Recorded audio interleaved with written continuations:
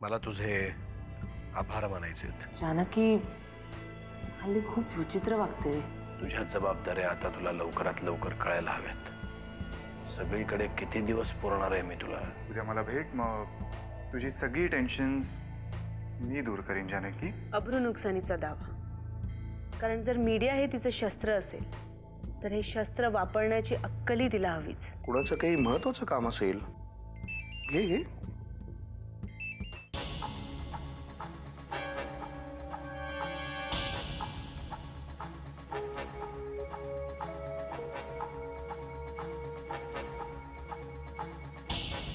काय रे, कोणाला फोन लावतोय?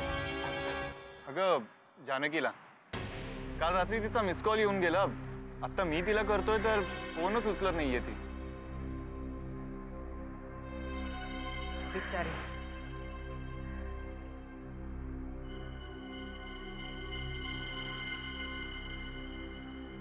आर्यन,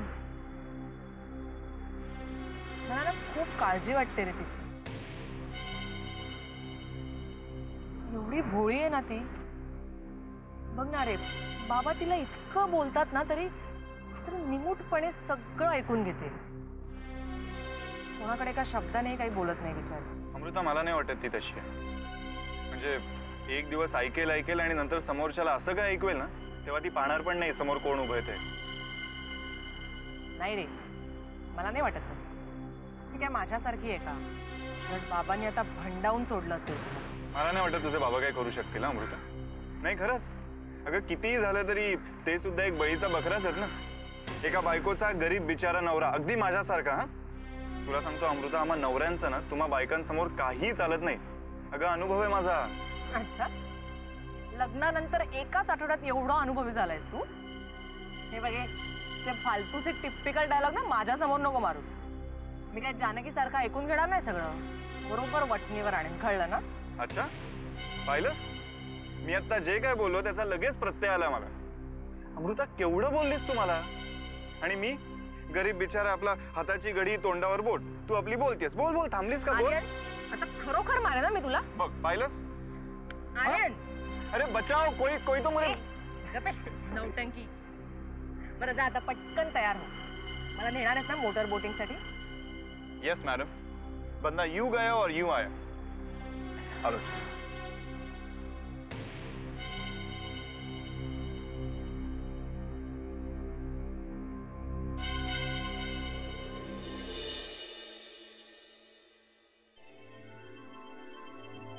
काय ग, अशी का बसलीस? अगं तुझ्या मनात तर आनंदाच्या उकळ्या फुटत असतील ना. तुझा कावा यशस्वी झालाय. अमृताच्या पळून जाण्याचं निमित्त करून माझ्याकडच्या चाव्या भाऊजींना बरोबर काढायला लावल्यास. प्रत्येक वेळी स्वतःची पोळी भाजून घेण्याचं जे काही कौशल्य तुझ्याकडे आहे ना, त्याला काही तोड नाही. हा, साधा माझ्याकडे नाही आहेत. त्यामुळे याच्याबद्दल तुम्हाला जे काही बोलायचं असेल ना, ते तुम्ही यांच्याशी बोला, माझ्याशी नको.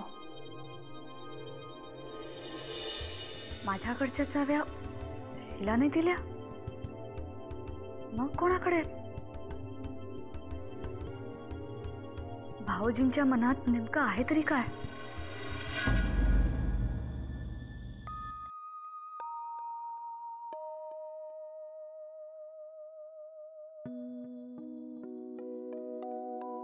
सारखं सारखं देवाकडे काही मागितलंच पाहिजे का? थोडा वेळ तरी त्याला मोकळा सोड. तर देवासमोर राग व्हायला लावू नकोस, कळलं? शहाणपणा करू नकोस आणि हात जोडून शुभम करुती म्हणाला घे. हात पाय धुवून आलायस ना?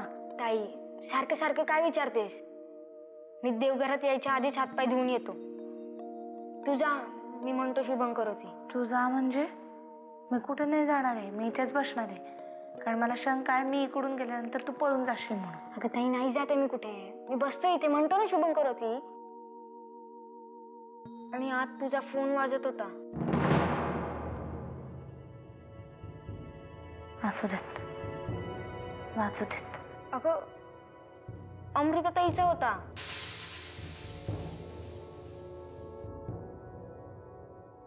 अमृताचा फोन.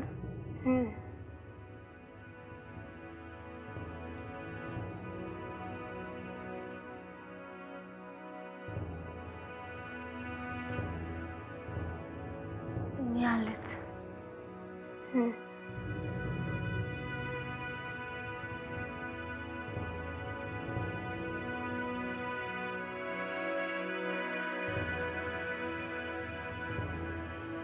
शुभं करोति कल्याणं आरोग्यं धनसंपदा.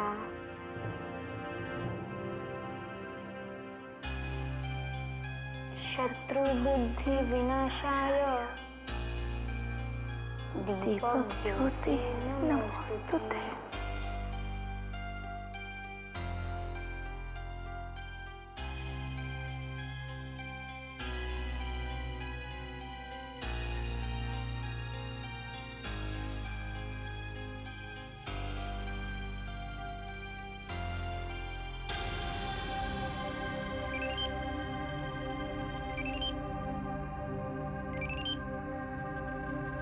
जानकी, कुठे होतीस तू?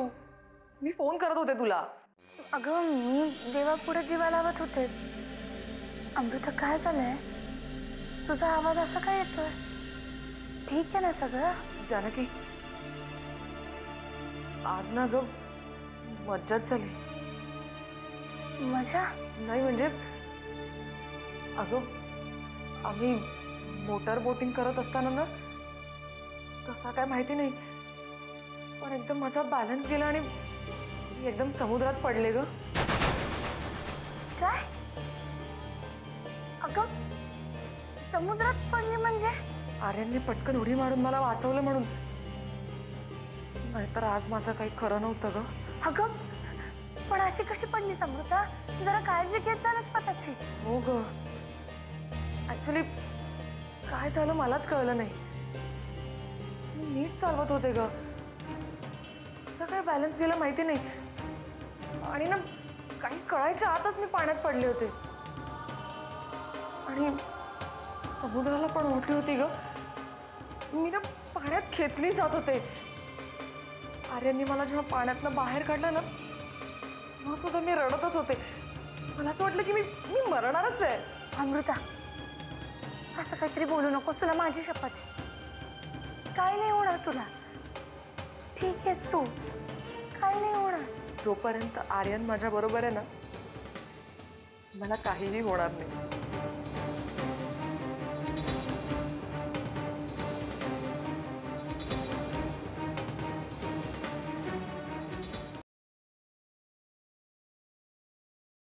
काय ग, केलास फोन जानकीला? हो, आत्ताच ठेवला. मग काय म्हणाली जानकी? काय म्हणणार, काळजी घे म्हणाली. आर्यन, मी जानकीला सांगून चूक नाही ना रे केली. नाही म्हणजे अगोदरच तिच्या डोक्याला काय कमी त्रास असतो का? हे बघ अमृता, आता सांगून झाल्यावर कसला विचार करायचा? आणि अमृता मी म्हणतोय ही गोष्ट ना आपण आपल्या मनातून काढूनच टाकूया, म्हणजे काही घडलंच नाही असं समजूया.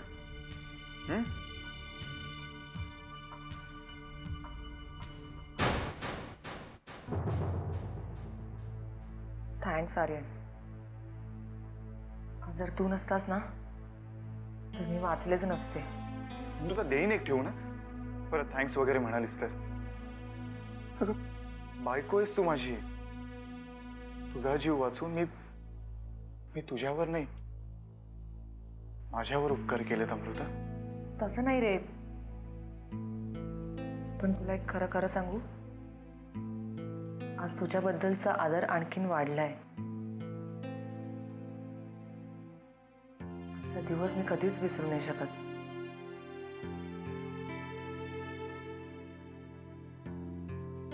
I love you Aryan.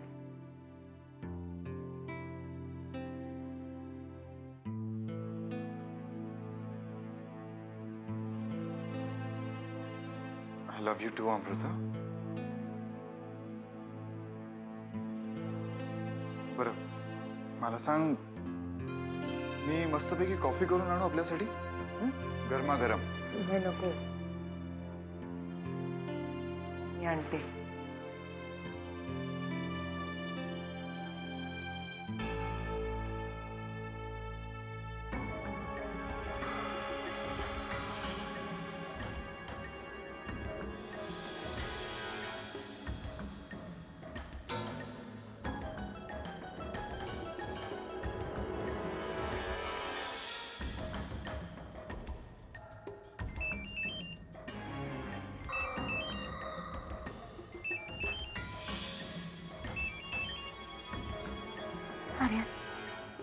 अरे नाही, तू काय करतोय? अमृताला तू आय गेस आता तुझा विश्वास बसला असेल ना माझ्यावर. म्हणजे मी जे बोलतो ते मी करूनही दाखवतो. आर्यन, तू असं का वागतोय? तुझ्यासाठी जानू. किती वाट पाहिली मी तुझी, पण तू आलीच नाहीस. मग मी तरी काय करणार ना? आता तुला दिलेला शब्द पाळण्याशिवाय माझ्याकडे दुसरं गत्यंतरच नव्हतं. असो, ही फक्त एक वॉर्निंग समज तुझ्या नक्की. कारण आता जर तू आली नाहीस तर अमृताची डेड बॉडी बघण्याची तयारी ठेव. आर्यन, आर्यन, मी पण तुला सांगते की तू हॅलो.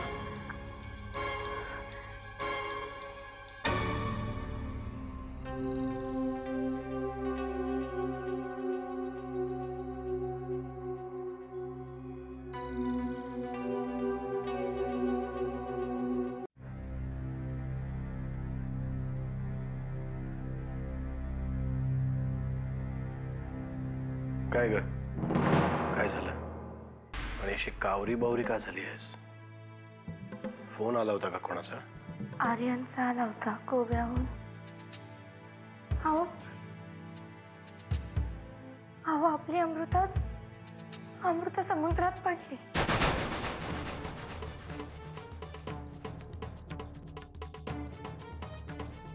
काय? कधी?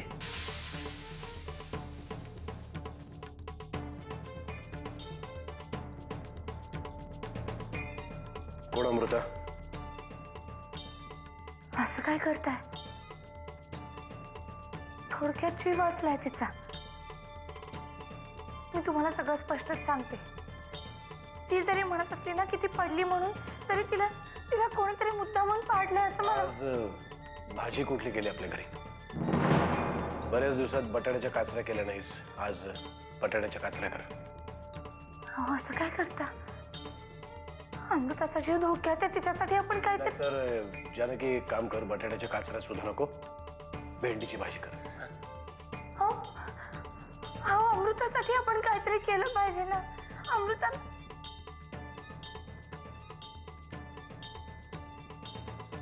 जे माणूस माझ्यासाठी अस्तित्वात नाही त्याचं भलं झालं काय बुरं झालं काय मला काही घेणं देणं नाही त्याच्याशी. एकदा वेळ निघून गेल्यानंतर आपल्या हातात काही उरणार नाही. जेव्हा तू आणि वामनने तिचं लग्न लावून दिलं त्याच दिवशी आपल्या हातातून सगळं निसटून गेलंय. आता तुम्हाला कळेल तुम्ही केलेल्या चुकीची किंमत कोणाकोणाला कशी कशी फेडावी लागते ते.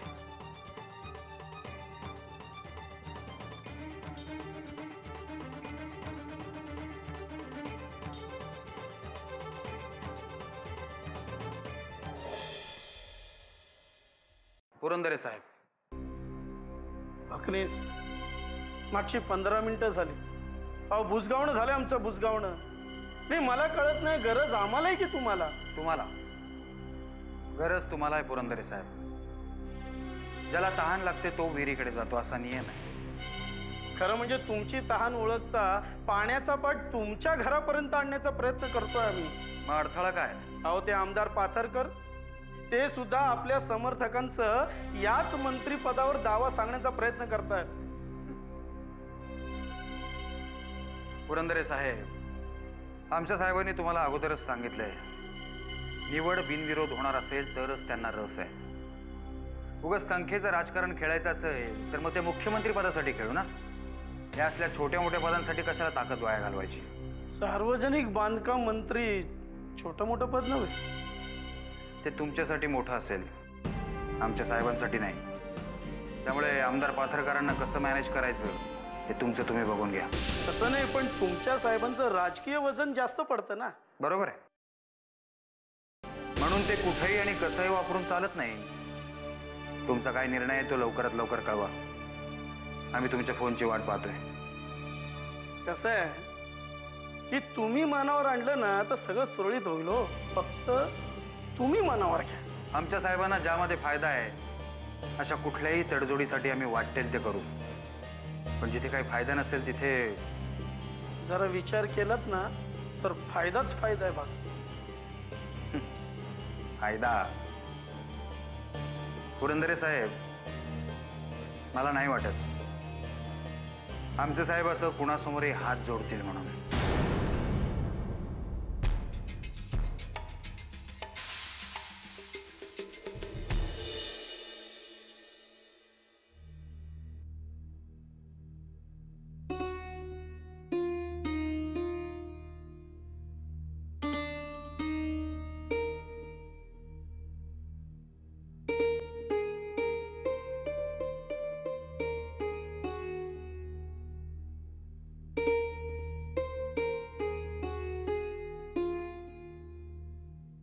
जानकी,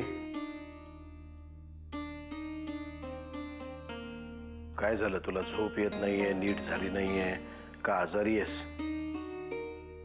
नाही, काय नाही, मी बरी आहे. हे बघ जानकी, तू उद्यापासून माझ्याबरोबर सकाळी वॉकला येत जा, बरं वाटेल. मी ठीक आहे. काय झालंय?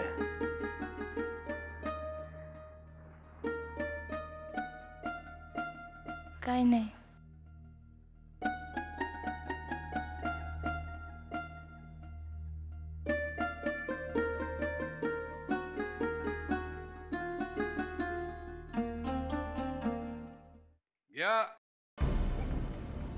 या जगात बेकायदेशीरपणे काम करणाऱ्या नरसिंह किल्लेदारानं आपल्यावर कायदेशीर नोटीस पाठवली. कसली नोटीस? आपल्या वर्तमानपत्रातून त्याचं चारित्र्य हनन झालंय असं म्हणणं आहे त्याचं. अब्रुनुस्कानीचा दावा ठोकलाय त्यानं आपल्यावर. बातमी वाचल्यानंतर असं काहीतरी होणार याची कल्पना होतीच मला. आपल्याला काय फरक पडतोय नोटिशीने? नाही जाणं, फरक पडतो. तू ताबडतोब आपल्या ॲडव्होकेटला फोन कर. अशा केसेस ते व्यवस्थित हँडल करतात. तू जा कामाला लाग. लय नरसिंहाची आहे.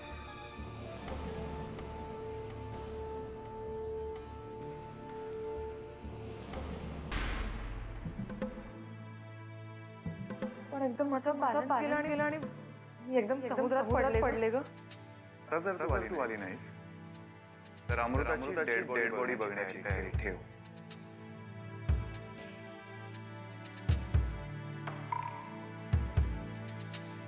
चला, काय आज ब्रेकफास्टला?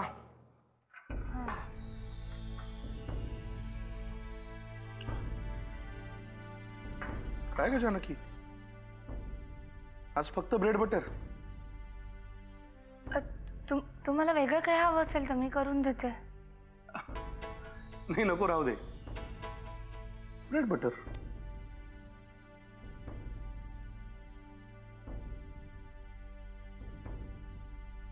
वामन दादा, गोव्याला कसं जातात? गोव्याला फ्लाईट नाही. सकाळी फ्लाईट्स आहेत, संध्याकाळी फ्लाईट्स आहेत. वेळ असेल तर आपला बाय रोड म्हणजे प्रायव्हेट बसेस आहेत. इथे रात्री बसलं की सकाळी गोवा. का ग, तू काय विचारतेस हे? गण्याच्या शाळेची सहल जाणार आहे ना गोव्याला, म्हणून म्हटलं चौकशी करून ठेवावी. आपल्याला माहिती असलेलं बरं ना. गोव्यावरून आठवलं, अमृताई गोव्यातच आहे ना?